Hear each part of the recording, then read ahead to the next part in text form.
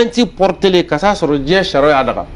faransiya damata fɛn jumɛn ye munna a bɛ lafasa galon kan cogo jumɛn na o kɛlɛ o ye diyagoya ye maliyɛnw ma parce que n'an ma kɛlɛ kɛ an ka sigi ni fɛn kelen ye c'est que faransi bɛ segin k'a kɛ fo ka tila k'a kɛ fo ka tila k'a kɛ fo k'an tɔɔrɔ don a kɔnɔ wagati min na o jɛlen de don parce que a b'a dɔn ko fɛn ti bɔ a la donc o de kama kɛlɛ kɛra a ma diyagoya ye o ka bɔ yen yanni le 22 fana cɛ yɛrɛwolo kanbɛn ko dɔ ka bɔ a la parce que kɛlɛbaga ni MINUSMA cɛ déjà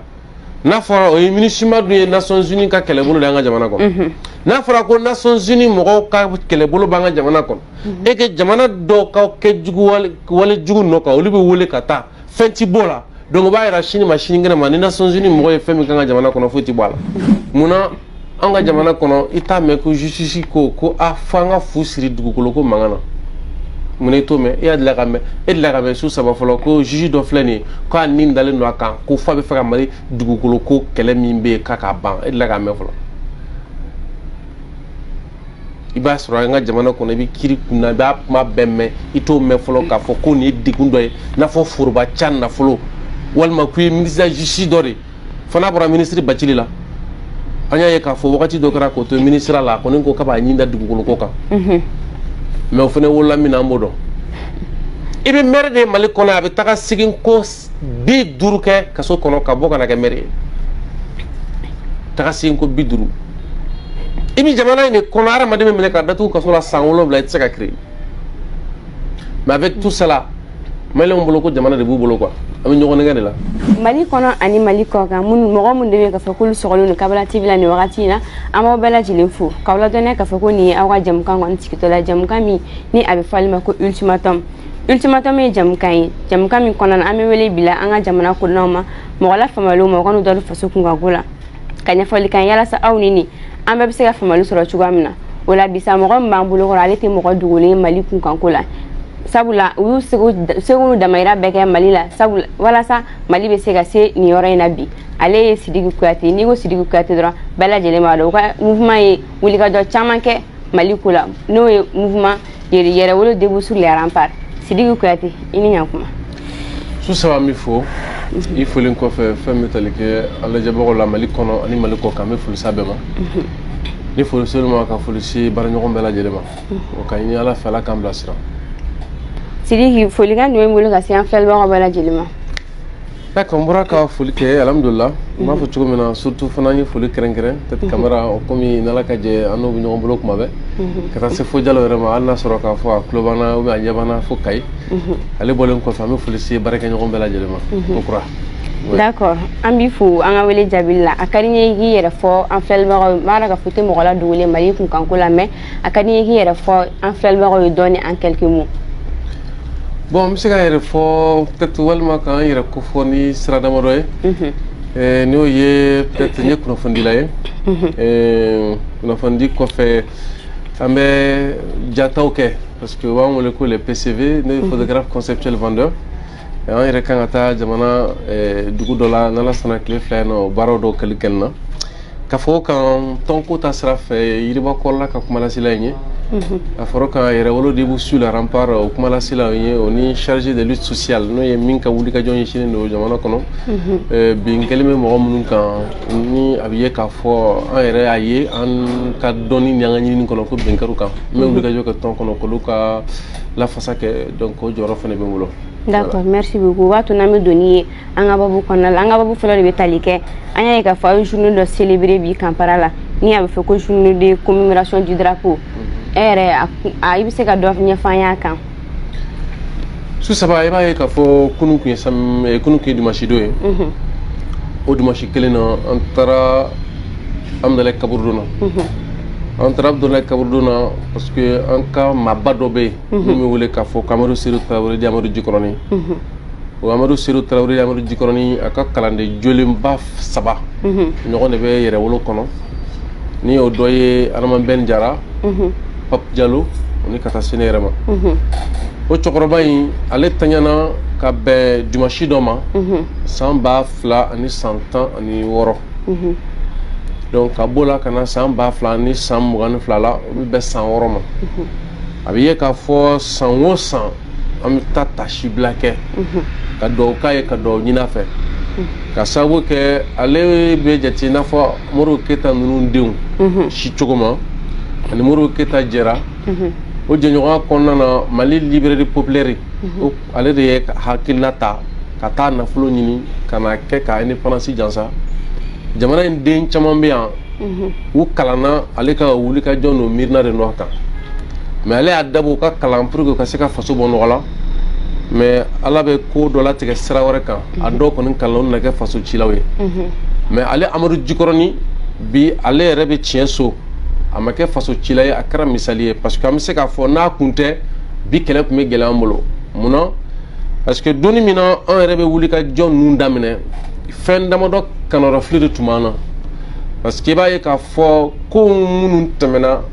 u yɛlɛmana n'a fɔ Faransi gɛndon Modibo Keyita fɛ discours la o kɛra le 20 janvier au 20 janvier o de talen don k'o kɛ fête de l'armée tiɲɛ tɛ parce que l'armée m'a créé le 20 janvier l'armée créé le 1er octobre 1960 donc on est même faut te kelen o tɛ kelen ye ale de y'a fɔ anw ɲɛna k'a fɔ armée ma créé le 20 janvier Modibo Keyita ka discours min kɛra ka Faransi gɛn ka bɔ yen en 1961 o de kɛra le 20 janvier mais mun na ni déformation ye parce que i b'a dɔn ni a nana fɔ dɔ fɔ la sifinnakaw ɲɛna ko Faransi gɛnna o b'a yira k'a fɔ ni Faransi kɛra ma tɔɔrɔ ye bi a gɛnni min kɛra ka tɛmɛ an bɛ se ka sira ta o de kama ni sira tunna bunahadamaden na diɲɛ fɛn o fɛn na hali i ka so sara n'a tunni la walima i bɛ so kɔnɔna na dibi bɛ yen i wulila ka bɔ sunɔgɔ la da tunni la i tɛ bɔ o ye so yɛrɛ o ye cogo min na jamana n'a ka bonya diɲɛ n'a ka ko o ni ko caman tɛmɛna diɲɛ kɔnɔ n'a firikili bolo dɔrɔn i tɛ se ka kɛlɛ kɛ o de kama a firikili n'an ka mɔgɔ kalannen caman bolo kɔnɔ sukoya kelen don k'u mago sa u bɛ se ka jɔyɔrɔ sɔrɔ fo ka kɛ jamana président ye u b'a ci parce que u kɔnɔ sukolen don a bɛ f'o ma ko l'étourderie le défaut de bon sens o de bɛ an ka jamana in kɔnɔ yan ale kɛra mɔgɔ ye min ka fitinɛ yelen ye ka kɛ mɔgɔ ye min sera ka na kɛ babili ye ou bien kɔbili anw ni maa kɔrɔlenw cɛ minnu bɛ yen k'u sɔnna ka wuli k'u jɔ jamana ye donc ale an taara ka kaburu jura kunun ka bɛn a ka tɛn ni san 6 ma o bɔlen kɔfɛ bi an ye ɲɔgɔn sɔrɔ Kando Jikɔrɔni n'o ye Kampara an ni Berewuruziw tun bɛ ka an tengu ɲɔgɔn na kanubaya kɔnɔ o ni dɛmɛɲɔgɔnya kɔnɔna na don min don an bɛ se k'a fɔ yiriba kɔrɔla fɔlɔ de y'a daminɛ civil la k'a la ɲɛnamaya parce que an ye palais bɛɛ kɛ ka nuli drapeau k'an ye tusu wele an taara dɔnkiliw da a donni ma laɲini kun ye jamanadenw k'a dɔn ko ko dɔ de kɛra nin don in ko koba de kɛra parce que koba min kɛra a bɛ tali kɛ koba 4 o koba 4 na a fɔlɔfɔlɔ ye jumɛn ye a fɔlɔfɔlɔ ye Mali drapeau yanni o bɛ jigin yɛlɛ Faransi drapeau de jiginna min b'a yira k'a fɔ ko Faransi ka o ye drapeau min fana ye o ye Faransi drapeau jiginna ka bɔ Kati k'a jigin ka bɔ i bɛna ye k'a fɔ Gao a jiginnen ka bɔ o bɛɛ lajɛlen na a laban nana kɛ Bamakɔ yan o de kɛra kan kɔnɔ base A la drapeau jiginna ka bɔ yen o drapeau min jiginna an ta yɛlɛlen o nɔ la bon an ta yɛlɛnen kɔfɛ Faransi ka kɛlɛcɛ laban bɔra o don de Faransi ka kɛlɛcɛ laban bɔra pankuru min na o pankuru tunnen kaba la an ka parachutisiw fili ka bɔ o don mɔgɔ fɔlɔ min jiginna para la o don o de wele ko Jibi Silas Jara ale de fɔlɔ jiginna para la Mali kelen maliyɛnw ta ye Mali drapeau yɛlɛnen sanfɛ mɔgɔ fɔlɔ min cunna ka bɔ para la maliyɛnw ɲɛna officiellement o kɛra Jibi Silas Jara de donc pratiquement yɛrɛwolo y'a fɔ ɲinan an bɛna kɛ komi sisan y'a k'an dama sɔrɔsiw y'a k'u dama san o san a bɛ nin journée in kɛ pratiquement an bɛ san damadɔ bɔ kabi an y'a daminɛ alhamdulillah an bɛ ka continuer n'a ye salon an y'a k'an dama sɔrɔsiw fana y'a k'u dama ɲinan an ko k'an bɛɛ ka jɛ ka kɛ ɲɔgɔn fɛ bon ɲinan bi an taara laseliw kɛra ka kɛ ni Kampara yɛrɛ koɲɛw ka kɛ ni 33e régiment de commando parachutiste ka koɲɛw o lase bɛɛlen kɔfɛ u taara jurulapanw kɛ ka boxu kɛ ka karatew kɛ fo ka taa se u ye panni kɛ mɔgɔ 8 jate olu ye panni kɛ ka bɔ para la ka na i bɛna ye k'a fɔ jamana kɔnɔ ka na cu an kɛrɛfɛla la para la donc denmisɛnninw tun bɛ yen maakɔrɔw tun bɛ yen surtout min ka d'an ye o denmisɛnninw ta ye ka sabu kɛ n'i y'an ka jamana ta ka jateminɛ a man di mɔgɔ caman na surtout musomaninw caman bɛ fɛ ka bɔ jamana kɔnɔ parce que u ɲɛ tɛ jigiyala la faso kanu tɛ yen souvenir foyi tɛ yen o de kama an m'a ye k'a fɔ a ka kan ni nin bɛ kɛ jamana kɔnɔdenw ka taa u k'a lajɛ minnu tun bɛ yen olu ye lawasa sɔrɔ lajɛtaw ani fɔtaw la donc an m'a jigiya k'a fɔ ko san nataw a fana bɛ k'a dama donba ye Mali kɔnɔ don min bɛ se ka kɛ walandaba ye ka ɲɛsin jamana ko ma o de kama yɛrɛwolo nana fɔ an bɛ kɛlɛ min na kɛlɛ in tɛ se ka ɲɛ an bolo fo jamanadenw k'u ka jamana dɔn mɔgɔ caman tɛ Mali fɛ parce que u t'a dɔn mɔgɔ caman dalen tɛ armée la parce que u tɛ armée dɔn mɔgɔ caman dalen tɛ i bɛna ye k'a fɔ jamana ko la parce que jamana ye fɛn min ye an ka tiɲɛ fɔ ɲɔgɔn na o t'a dɔn parce que u ma garisigɛ sɔrɔ mɔgɔ ka se ka f'u ye alhamdulillah an dun an dala sira min kan ka ban fitinin fo an yɛrɛ wulila ka taa se mɔgɔ minnu ma n'u y'an bilasira o kɛra sababu ye bi alhamdulillah an bɛ nin ko ninnu ko caman kalama. D'accord. J'espère y'an filɛbagaw ye faamuyali caman sɔrɔ o la an y'a ye k'a fɔ Mali ye plainte don Faransi kama ONU na mais o plainte in halisa ko tɛ ka se ka bɔ a la e yɛrɛ o ko cogo di. mais an bɛ kelen fɔ k'a lajɛya kabi yan'an bɛ yɛrɛwolo sigi Yiribakɔla ye lɛtiri ci Emmanuel Macron ma ka yira Emmanuel Macron na 2017 a ye taali min kɛ Wagadugu a ye kuma caman fɔ ye an y'a ɲini a fɛ n'o kuma b'a bolo ba la n'o ye k'a fɔ Faransi ka bingali an ka jamana kan n'a ko k'ale tɛna k'o mɔgɔ ye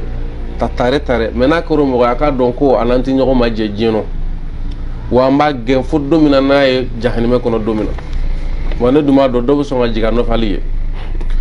u bɛ cogo min na a yɛrɛ k'a fɔ n'i y'an ka jamana ta k'a lajɛ Nations Unies bɛ yan u ka bolofara min n'a bɛ wele k'a fɔ ko MINUSMA o MINUSMA le 20 juillet yɛrɛwolo taara lɛtiri di MINUSMA ma k'a fɔ ko MINUSMA ka bɔ an ka jamana kɔnɔ parce que MINUSMA nafa t'an kan d'abord ni MINUSMA yɛrɛ bilama ta k'a lajɛ i b'a ye k'a fɔ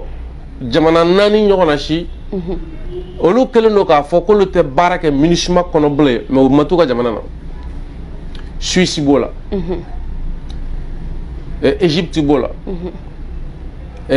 Allemagne b'a la ni ka taa se Grande-Bretagne ma ou bien Sorasi ba fila ni kɔ olu kɛlen don k'u da u bɛ dumuni kɛ u bɛ fɛn bɛɛ kɛ wari bɛ ka d'u ma u dalen don ka sunɔgɔ fo n'u bɔra ka t'u yala ka fɛn min kɛ dugu kɔnɔna na Ala de b'o dɔn o bɛ an ka jamana kɔnɔ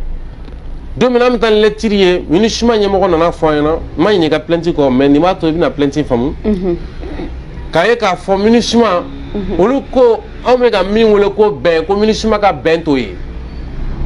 MINUSMA ka bɛn ye a ye élection labɛn wa a ye élection date fixée wa a ye nin kɛ olu ka bɛn o de mais quand on va bɛn ko ça c'est la diminution de l'insécurité an bɛ min ɲini k'o ye bɛn k'o ye dɔ ka bɔ kɛlɛ la walima kɛlɛ ka ban walima an ka sebaya sɔrɔ jugu kan mais ko MINUSMA ma n'o kama MINUSMA ma n'o kama k'an ka faamu fɛnɛ ko olu nana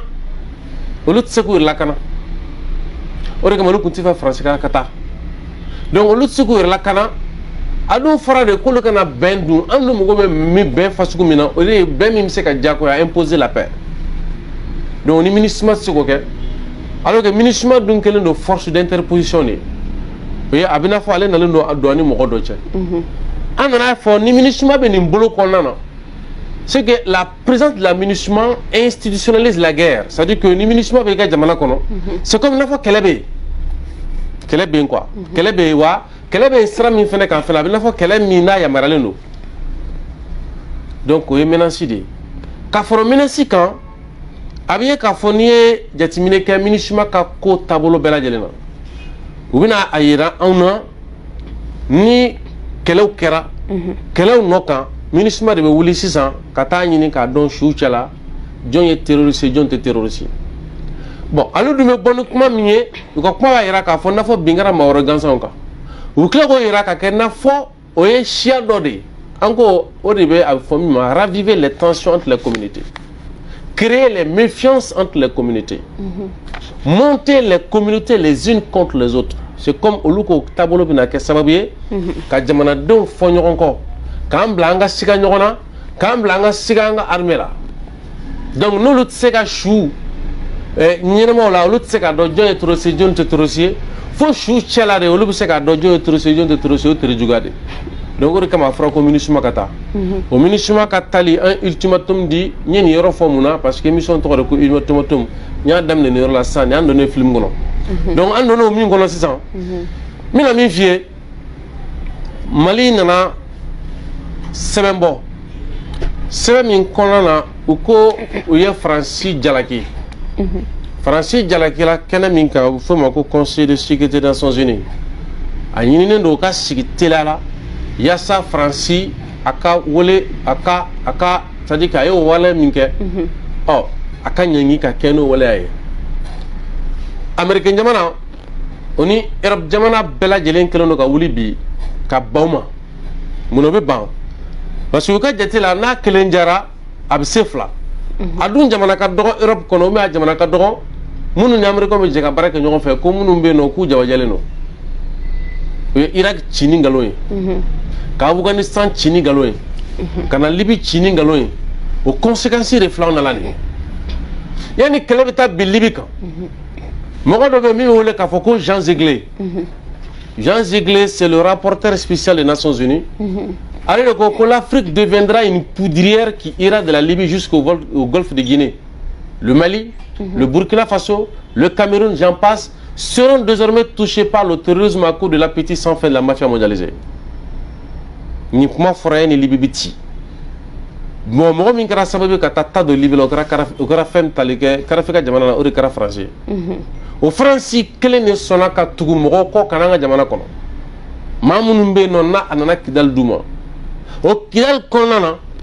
Mahamadou Youssouf n'o ye Niger président kɔrɔ ye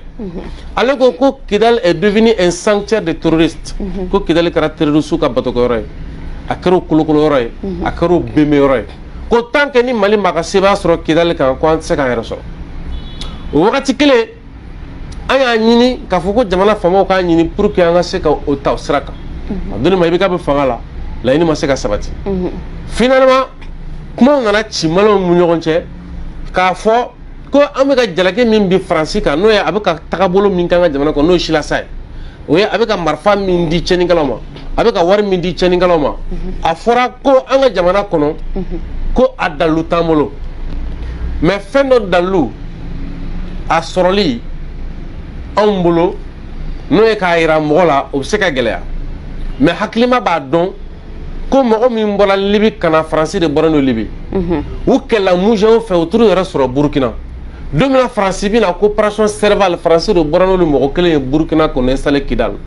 n'a yɛrɛ Mahamadou Youssouf fɛ o wagati k'ale ka service de renseignement ko attaque min bɛ ka kɛ Niger ko attaque k'a bɔra Mali de la Kidal ko ka taa ale ka jamana kɔnɔna na déjà ka bɔ o wagati an ko mɔgɔ ma ko nin ye prévu ye o don u y'u kanto ko ni prévu de ko Mahamadou Youssouf k'o prévu yira diɲɛ na prévu tɛ o fɛn ye k'a fɔ k'i bɛ wuli k'a jɛnsɛn ten a yira yɔrɔ de bɛ yen donc o nɔ kan anw ka jamana nana minɛnw sɔrɔ minɛn minnu bɛ yen n'u baarakɛminɛnw ka teli n'a bɛ fɔ o ma ko les moyens supersoniques an delila k'o kuma fɔ émission dɔ la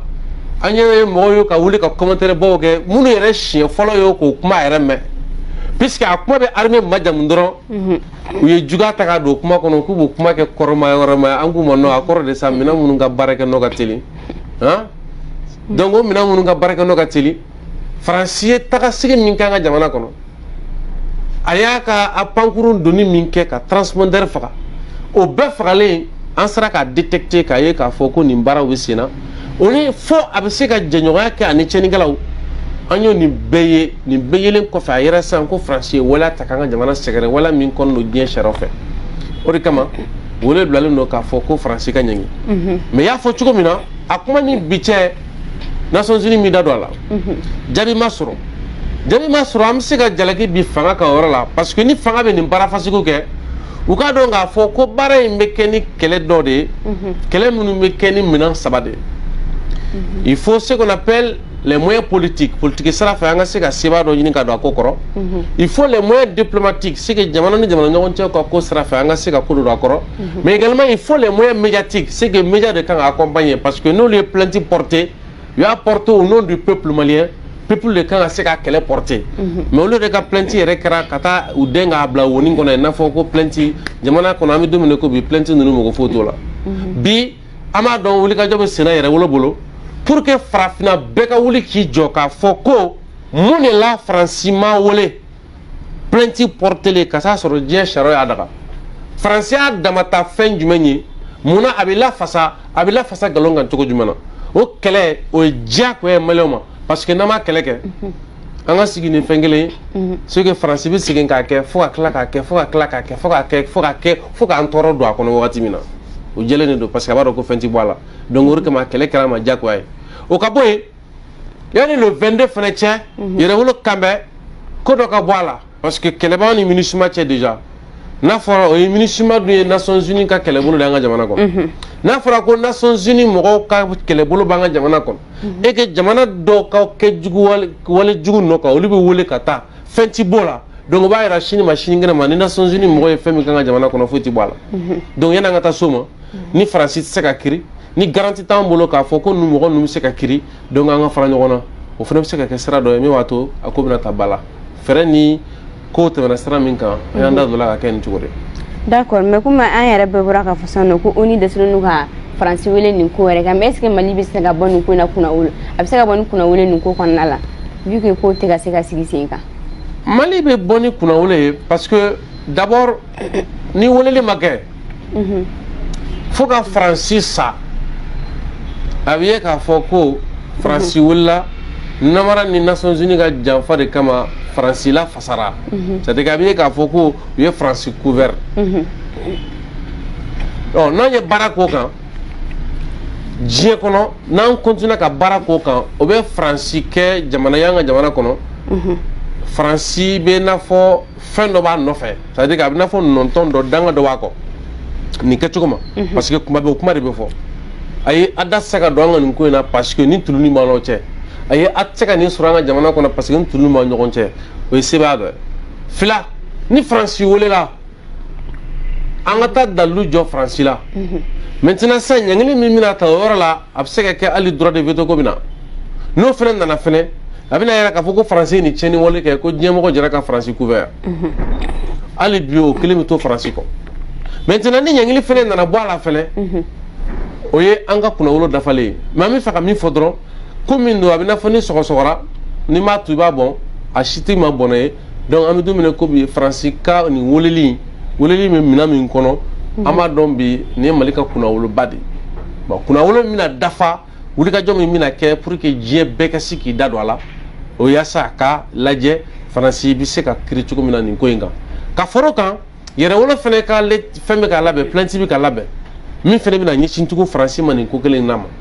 donc an b'a jigiya k'a fɔ nin plainte fila ka fara farafinna jamana wɛrɛw ni tɔn wɛrɛw minnu bɛna wulikajɔ kɛ ko caman bɛ se ka dilan a kɔnɔna na. D'accord, an y'a ye k'a fɔ fana ONU ye a ka sanction renouvelée contre le Mali jusqu'au 31 août 2023 e b'o ko fana ye cogo di.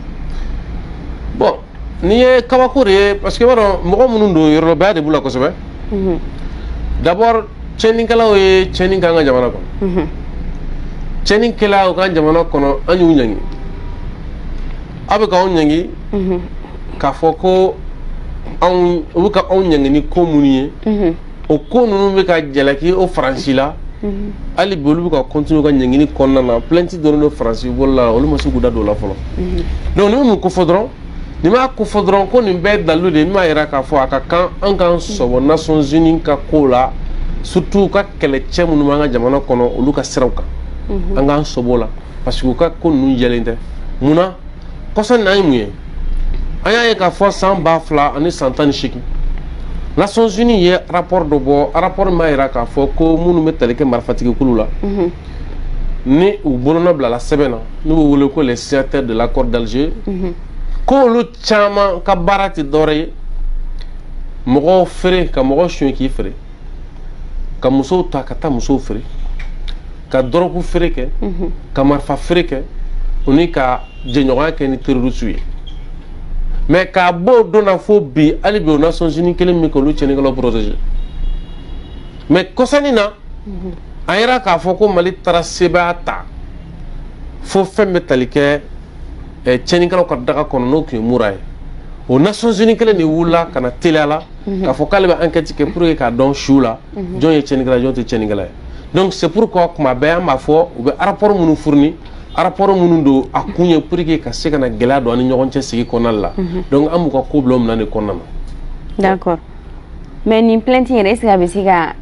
sanction minnu renouveler tantôt est-ce que o bɛ se ka kɔlɔlɔ lase an ka autorité ma. bon o bɛ ka sanction individuelle minnu ta. ne ye jateminɛ kɛ bɔliko sara ni fɛn kirikaraw ni bon an ka autorité minnu kan ka se ka bɔ ka taa baara kɛ an yɛrɛ ko k'a dɔ la a ka ɲi parce que a b'a to an ka faamaw caman ka taga segin ko ka nɔgɔya.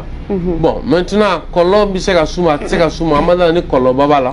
parce que kumaw dɔ don kuma minnu bɛ tali kɛ ko la ko minnu ni jamana mɔgɔba t'a la. d'accord voilà maintenant Mali kiriko ni Mali administration cogoya yɛrɛ e y'a ko ye cogo di. n'i ye jamana yɛrɛ ta. jamana ye fɛn fila dɔrɔn de. jamana foroba ca. n'a fɔ o ma ko administration publique. o ni jamana kiriko. jamana ye nin fɛn fila dɔrɔn de. donc o fɛn fila. ni mɔgɔ min nana fanga la ka taa sɔrɔ o ma t'i bolo. i ka fanga bɛ n'a fɔra ko zonzanni ta ye kɔmɔ ye. mais Mali kɔnɔ yan. mɔgɔ fɔlɔ min nana n'o ye jamana in mara. o kɛra Bahamuru Keyita ye. Bahamuru Keyita an b'a tɔgɔ duman fɔ an b'a tanu parce que a ye ko caman kɛ a ye jamana in labaara. mais Bahamuru Keyita ka mara kɔnɔ. foroba ca yɔrɔnin fitinin min ni o y'a majɛ. o ni jamana kiri yɔrɔ fitinin min y'a majɛ. o ni armée kɔnɔ yɔrɔnin fitinin min kɛra majɛ ye. o de kɛra sababu ye ka Bahamuru Keyita ka fanga tiɲɛ. Bahamuru Keyita bɔlen kɔfɛ. fanga mana min yɛrɛ sera ka hali contrôle sɔrɔ sur l'administration publique. à 20%. Bahamuru Keyita kɔfɛ fanga mana Mali yɛrɛ kɔnɔ. min sera ka administration maîtriser à 20%. min sera ka justice maîtriser à 10%. o de kama Bahamuru Keyita kɔfɛ an b'a fɔ an dabara cɛmancɛ la fanga mana bilen. donc n'i y'a jateminɛ e bɛ fɛ k'a fɔ ko kiriko gɛlɛya yɛrɛ de bɛ an ka jamana kɔnɔ administration ko kan. Mali kɔnɔ yan fanga ma bin justice kɔ. mɔgɔ bɛ wuli ka taa boulevard la sɔrɔsiw bɛ na ni sɔrɔsiw nana a bɛ fɔ ko sɔrɔsiw de ye coup d'état kɛ mais mɔgɔ minnu ye coup d'état kɛ u sigilen bɛ yen dɛ u sigilen don yen olu de bɛ wuli an ka procureur olu de bɛ wuli ko juge coup d'état ninnu bɛɛ bɛ bɔ yen de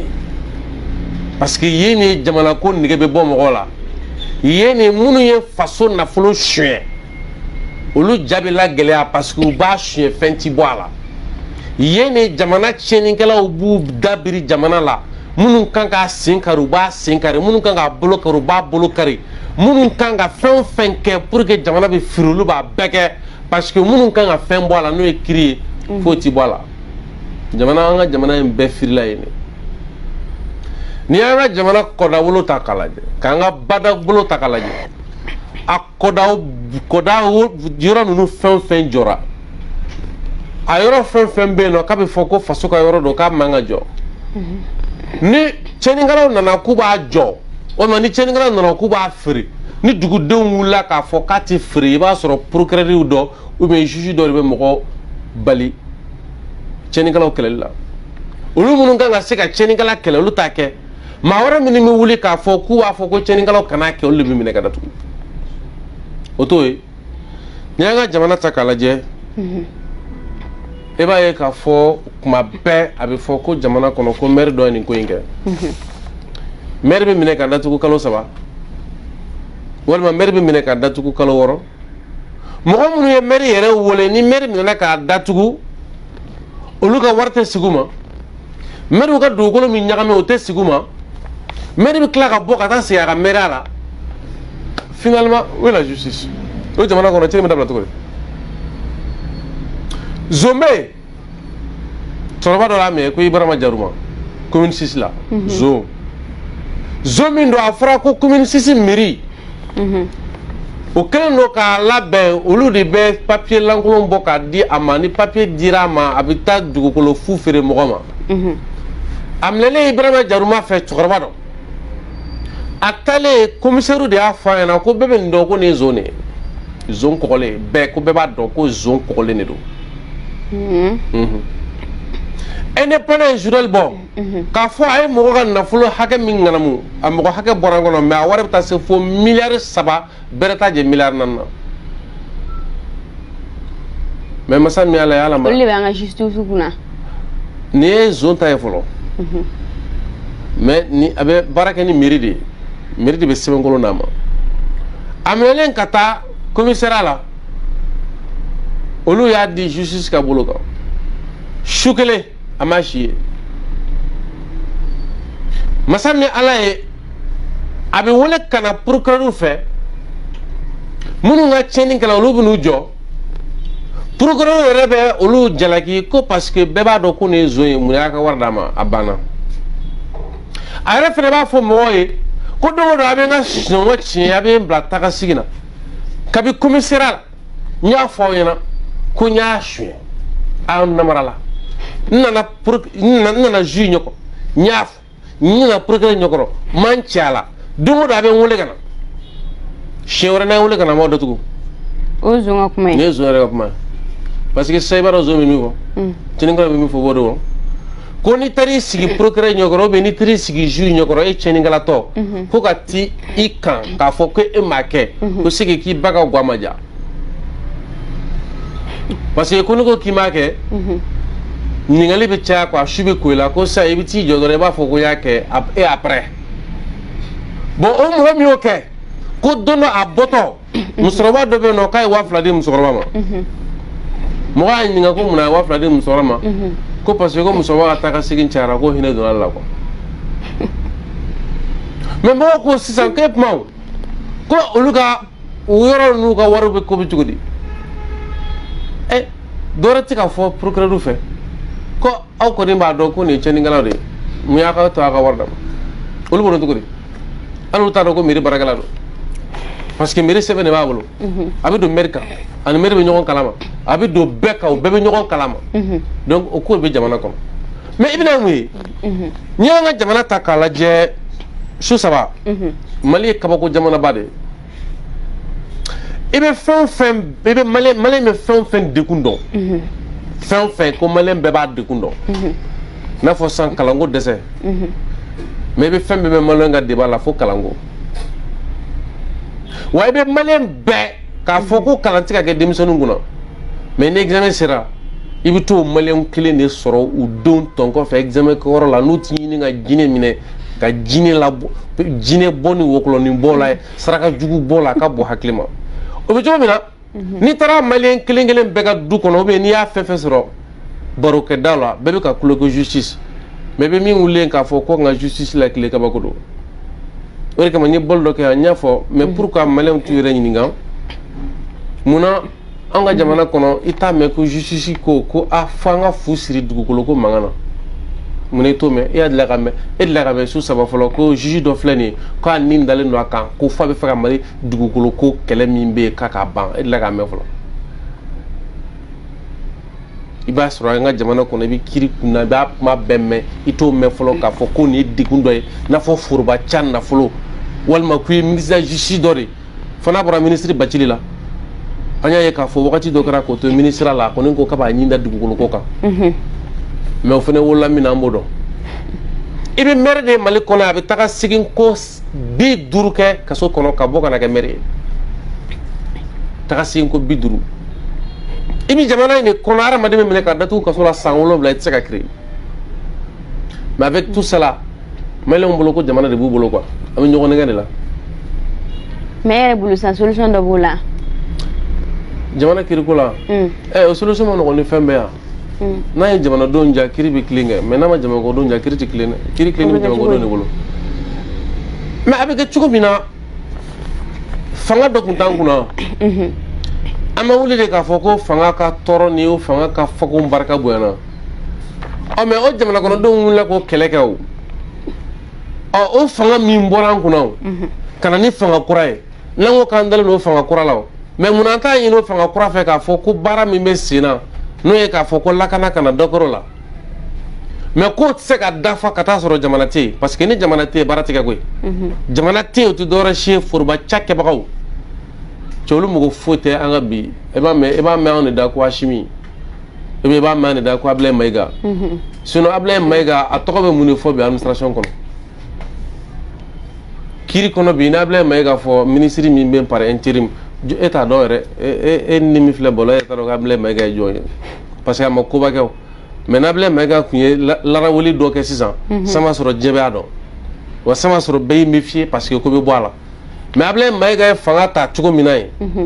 a y'a ta fɛn min kɔ Sogɛli Kokala a bɛ kɛnɛ la ale y'a ta cogo min na ye o y'a ta Bubu min kɔ ye Bubu min y'a ta n t'a dɔn Idrissa Mayiga kɔ ye cɛ a bɛɛ pɛrɛn-pɛrɛn a bɛɛ tɛrɛn-tɛrɛn le même tɛrɛn-tɛrɛn Papa ma yɛlɛma Papa donc c'est-à-dire que c'est pour vous dire que courage c'est-à-dire que courage civique tɛ k'a ɲini jamana kiri ka lakile volonté politique tɛ pour que jamana kiri ka lakile bon n'o tɛ a tɛ se ka passer fo jamana kɔnɔdenw k'a laɲini jamana faamaw fana ka sɔrɔ k'u jɔ u jɔyɔrɔ la jamana kiri ko ka se ka lakile an b'o de kɔnɔ bi. D'accord i kumana an ka justice kan mais administration cogoya yɛrɛ dun. Mais n'i y'an ka administration ta k'a lajɛ d'abord n'i y'a commencé an ka jamana kɔnɔ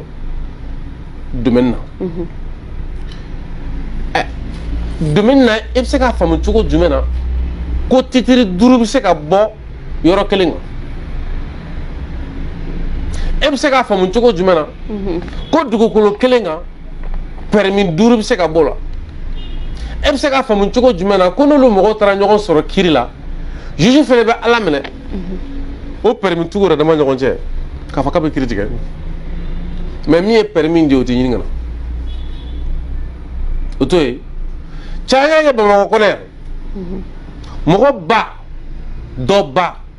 a lamɔna du min kɔnɔ ka furu o du kɔnɔ ale yɛrɛ ka tila ka na lamɔ o du kɔnɔ a balokuyalen du ka titiri b'u bolo o tigilamɔgɔ kelen ka tila ka taa permis bɔ ka taa titiri bɔ o du kelen kan tugun wa a taara kiiri la koyi wa kiiri yɛrɛ fana ko k'a ta ye tiɲɛ ye a ka permis bɔlen a lamɔna du min a ka titiri bɔlen a lamɔna du min kɔnɔ o du kelen kɔnɔna na i b'a ye k'a fɔ ka nin ko in kɛ tan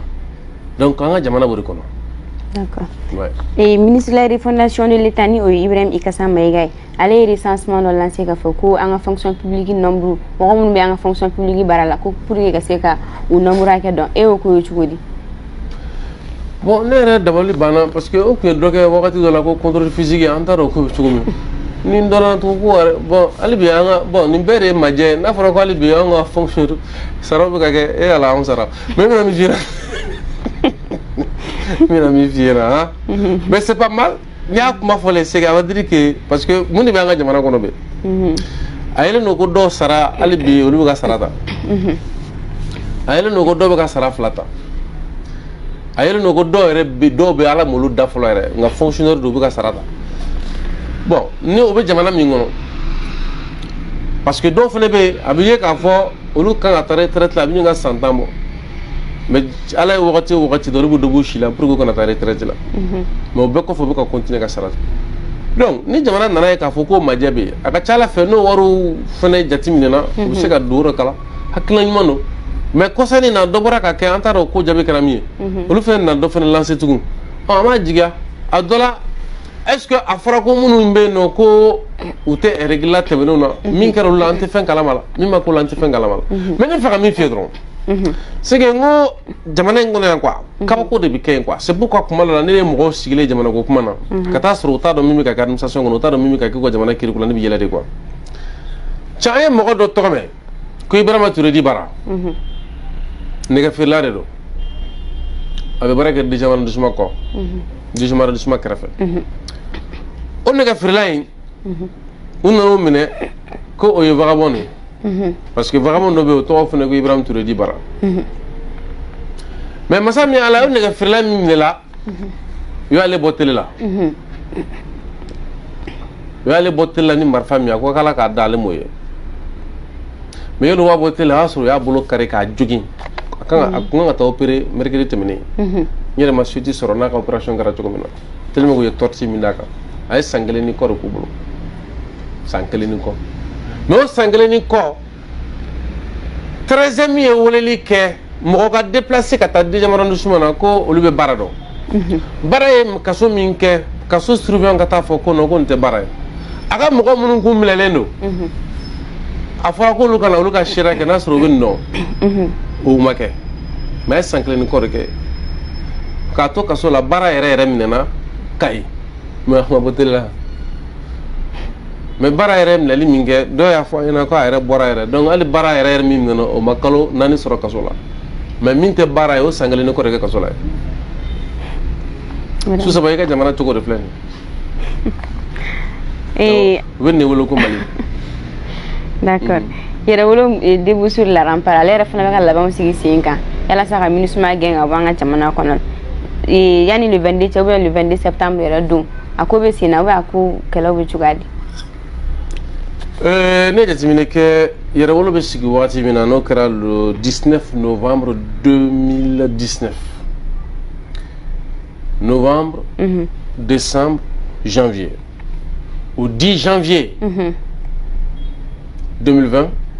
an ye ultimatum de di Fransi ma k'a ka bɔ an ka jamana kɔnɔ avant le 10 janvier parce que ni 10 janvier a sɔrɔ an ka jamana kɔnɔ lafiya tɛ yen tugun an bɛ jigalan ka a kan wo la k'a surugu f'a ka bɔ donc k'a bɔ 10 janvier la fo sisan hali Fransi bɔlen ko an b'a kɔ donc o kangari kelen de la MINUSMA ɲɛna k'u ka bɔ badenya la sindiya la hɔrɔnya la ladiriya la u ka plan de retrait dɔ bɔ yanni le 22 cɛ parce que ni le 22 y'a sɔrɔ u b'an ka jamana kɔnɔ o kɔrɔ kuma tɛ yen bilen min bɛ yen sa nɛgɛ sɛgɛrɛ kɛnɛ a bɛ o de ko nɛgɛji o ye nɛgɛji de ye pour que nɛgɛ koliji tɛ dɛ nɛgɛ yɛlɛnen ji o de wele ko nɛgɛ sɛgɛrɛ kɛnɛ o nɛgɛ sɛgɛrɛ kɛnɛ an b'o suru kan o la ye kuma de bɛ yen. D'accord. J'espère que filɛlibagaw ye faamuyali caman sɔrɔ o yɔrɔ fana la an y'a ye k'a fɔ an ka ministre de la réconciliation nationale le colonel major Ismaël Wage ale fana ye semaine de réconciliation lancé e y'o ko ye cogo di. Bon i b'a dɔn anw bɛ ka transition dɛmɛ opposition dɔw bɛ bon dɔw bɛ jamana in kɔnɔ yan a bɛ n'a fɔ olu ka ba tɛ transition ko in ye mais vraiment ne jiginnen d'u la quoi. Ouais. Majɛw bɛ yen o mais an ka parti politique 260 souvent n'i sigi ka bigi ta k'u ka kɛta lajɛ san 5 kɔnɔ quoi i b'a ye k'a fɔ k'a parti ninnu caman bɛ yen o kan ka ci ka bɔ yen majɛ caman bɛ jamana ko la mais majɛ min bɛ jamana ko la bi minnu yɛrɛ tigiw ye transition kɔnɔ hali o tɛ se ka kuma quoi parce que hakilina fɛnɛ t'olu fɛnɛ na ils n'ont pas ce courage politique là de dénoncer certaines c'est-à-dire que certains faits. Sinon réconciliation comme filɛ nin ye peut-être an tɛna dénoncer mais an b'a fɔ pour que ka bilasirali kɛ quoi ne bɛ yɛrɛ ɲininka o jamana min kɔnɔ ni kiiri tɛ ka kɛ ka tile jamana min kɔnɔ ni forobaca tɛ ka se ka adamadenw bila u danbe la k'u bila u ka hakɛ kɔnɔna na n'a fɔra ko semaine de la réconciliation ɲɛsinnen don jɔni jɔni ma de au juste an bɛ k'a ɲini jɔni ni jɔni de ka bɛn de parce que souvent ne bɛ o ɲininkali kɛ yɛrɛ la an bɛ k'a ɲini jamana faamaw ni jamana kɔnɔdenw de ka bɛn wa walima an bɛ k'a ɲini minnu ye marifa ta jamana kama olu ni jamana faamaw de ka bɛn wa walima an bɛ k'a ɲini jɔni ni jɔni de ka bɛn de parce que an ka jamana kɔnɔ yan bi kiiri dɔw nɔ kan par exemple an ye kibaruya dɔ sɔrɔ ka bɔ Mopti mais kiiri dɔw nɔ kan quartier kuturu kara kelen mɔgɔw bilalen don ɲɔgɔn na kiiri dɔw nɔ kan dubaw dɔw bɛ yen nɔ olu dubaw denw bɛɛ bilalen don ɲɔgɔn na kiiri dɔw nɔ kan kabilaw dɔw bɛ yen olu bɛɛ bɛ ɲɔgɔn na kiiri dɔw nɔ kan dugu 2 olu dugu 3 bɛ yen olu bɛɛ bɛ ɲɔgɔn na maintenant n'a nana ko réconciliation an bɛ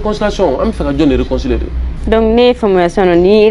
semaine de réconciliation nafaba t'a la en tant que an ka kiiriko ma sigi sen kan. Mais i bɛ na ni jamana jumɛn kɔnɔ ko ka mɔgɔw bɛn ka taa sɔrɔ an bɛɛ la fɛn min kan n'o ye sariya ye o tɛ ka labato. Normalement on doit tous se réconcilier avec la loi.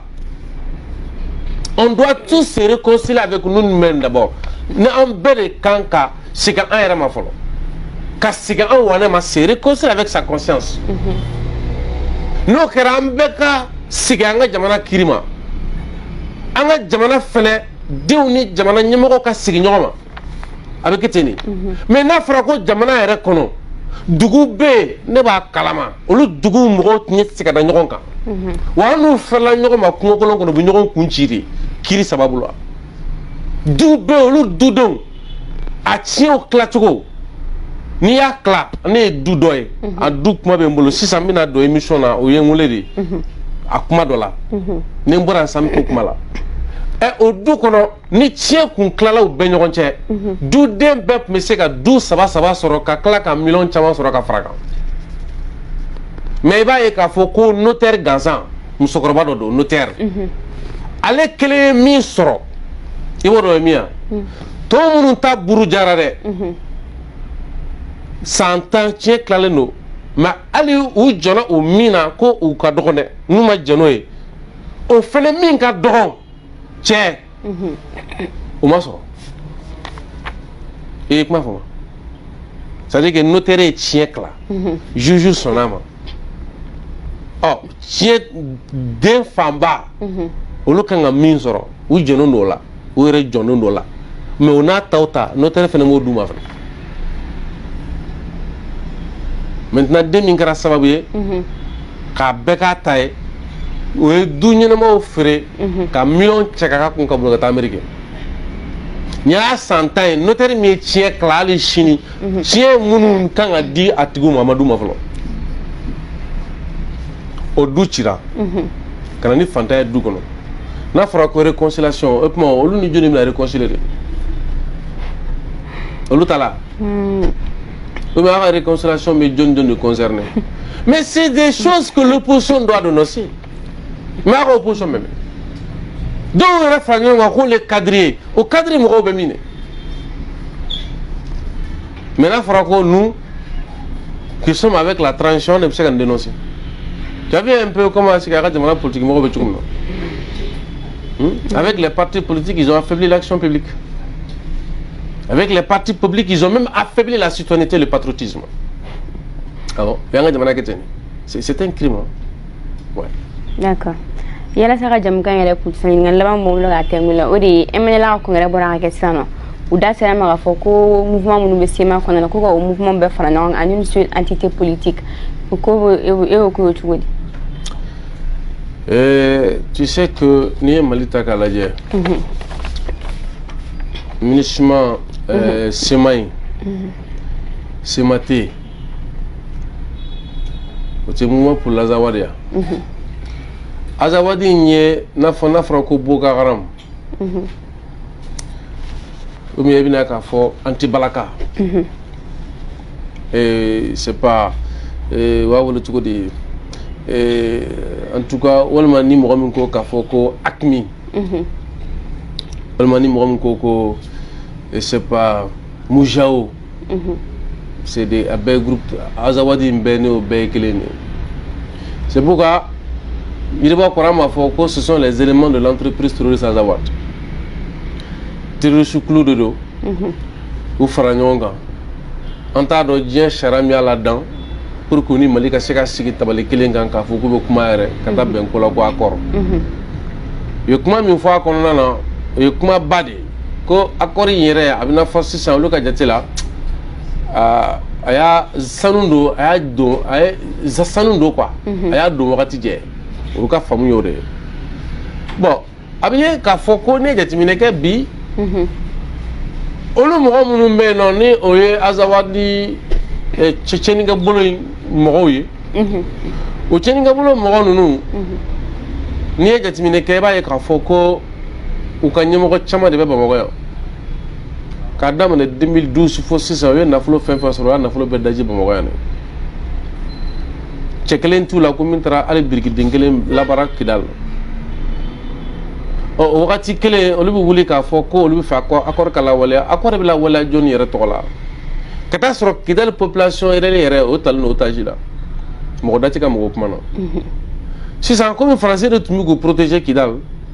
u ɲɛ b'a la ko France bɔra yen sisan u bɛna bagabagali min kɛ parce que c'est fɛn o fɛn na o ye chantage dɔrɔn de n'a ma nin kan na ma nin k'aw la c'est ça le terrorisme bi u b'u ko kuma fɔ k'u bɛna marifa kulu bɛ fara ɲɔgɔn kan k'u ka kɛlɛ kɛ bon kuma de don maa ma dɔn bi kɛlɛkɛla tɛ ninnu na parce que u tun bɛ se ka min kɛ u y'o kɛ ka ban a b'u dɛsɛ ko de bolo donc u b'u dɛsɛ ko min bolo an b'a ɲini Sadio n'a ka kɛlɛcɛw fɛ u k'a lajɛ k'an ka Kidal récupérer parce que étape laban ye Kidal de o Kidal ko yɛrɛ fɛnɛ mɛnna sen na parce que ne jateminɛ kɛ cɛnnikɛlaw dagayɔrɔ kelen bɛ se ka sɔrɔ bi Mali kɔnɔ o Kidal ye nin ye. Admi ga fuko la monte en puissance. Oui, l'armée monte en puissance. Mais avec quelle mine qu'on fait, il faut me reconnaître jatimine. Parce que quelle était Chibaba ou quelle est quoi. Nous ignorons quelle est. Quelle est chama ma konna na mun kon tay dron o fol mo ko le shara kanu lu ko ni mina dron lu be fa drone sino lu te kurun kuno te kurun jula o fene kele fasugudo o kele min e ga jetimine anana u ka dambe ni katani dine do e ka dambe katani shew do e kele konna na sisa e baye mo ko do kele do ka chede me mo ko le ga muso de me muso ro kele ma bala mo de me siraw do ka o mo ko mun no marfatu bolo buddu ko no be fombela jele na faute même nous courons pour bolo ko kele allo no fene kara do be wuli ka fo ka tara be mo gansan ka ko lu kele donc kele mo chukola ñogo ñori kele ni do mali kele do après ka tanta sinon aujourd'hui ni ay ka fo kali bi mali deunti ka kashu ñela parce que wakati do ko kera mun kunye parce que chamambe na fra ko lan mo monta en puissance abdigi chamana muna parce que wakati mina abe fo anga armée ko la karmi afo ko ale setanya katanga shuta Ibrahima Daoud Dembélé na l'assemblée kono ka foko tellement que chogo tambolo kona le armée don ko ale nyeji tibu ko ale ji kat seka di armée ma ni français ka demet wakati kila nana me ko blendé en carton do resana ka faro bela jele nga nana mu fo ko nafulo mi yere bora ko ata armée san ko nafulo fele tourno ibeka nana fo ko armée mana munu sana ko lo minon dalo du disika ba fait disibara gaay no avion coulé au soleil ko asabu ke an ko nga seka an jontoli min kala no entretien ma seka ke karim trafo franci ko no ko entretien ke balate de ko minan ko lo ne sana donc do asro armée ka moralité minan tamolo warité jitika darmée ma mais bi armée tika ni shi kashike wa biya ga chala fa se ka foko armée attaquera mais na armée attaquera ko dimi dona na o wakati kala mi dimi mo parce que aka chala fait bi si ça ati fo on te kashiblé ko setanye parce que anti ka se ka lakana mais am se ka kashi parce que jeni ngalaw ye anga mo do fa no faso de sebo do donc wakati falina wakati falina min karamo kono benye bola ça c'est clair c'est pourquoi wakati kunkera munu hakli bi joya kono nu ma nyini ninke parce que kala maliko la tuma mina ma foko français kata munu ma nyini ninke u koromake u famake u bamake fu sigilendo u sigilendo ga te daga nu kono ga solon kirkarano nu kono u bologo be jien fembe do u ga kuma ko te do reche ko ni france tra kama ke tugodi angwa ka daga sno france bi ta ko to sno wala wala chini a do ta kala mo france la ko mais attaque simultanée mun be ga dum ouais attaque bi ke jakwa parce que ne jatimine ke ni bi feka ni terrorisme be na fo na bi ban 600 na bi ban avec na fo chocho de oh ni terrorisme bandron avec na fo chocho de o chocho yin wo ke opération kamikaze opération suicide do oui de ba ke waro ti bola donc on a ko ke cha mais il va soro au bout de 6 mois na aya ou famundron au bout de 6 mois be dankarola parce que munu me ka sauté ka se ka recrutement ko jogola en même temps fene ko ndugolo no yoro chamana u dugu tu chaman karla en même temps fene arme ko se ka opération do ko tilala si sam so ko en quelques minutes donc lu bela jele me donc ni attaque chale terroriste fait dron kele kono ye be kele min kono kabi san duru san woro san shigin o koro de ko ni ame ko chocho o koro ko samia bantore do wal mani dunu global en jogondola na blatote c'est ka farato do c'est un peu ça d'accord c'est que kuma la jwa wala fa fel barawi c'est mi kuma la bani mi dron munu ngoko ni ay na ye prévu sur français ko la kulu bandem pukana ko prévu sur la o bolen ko fe kuma min kuma mo da ko ni français tara kama ke jogodi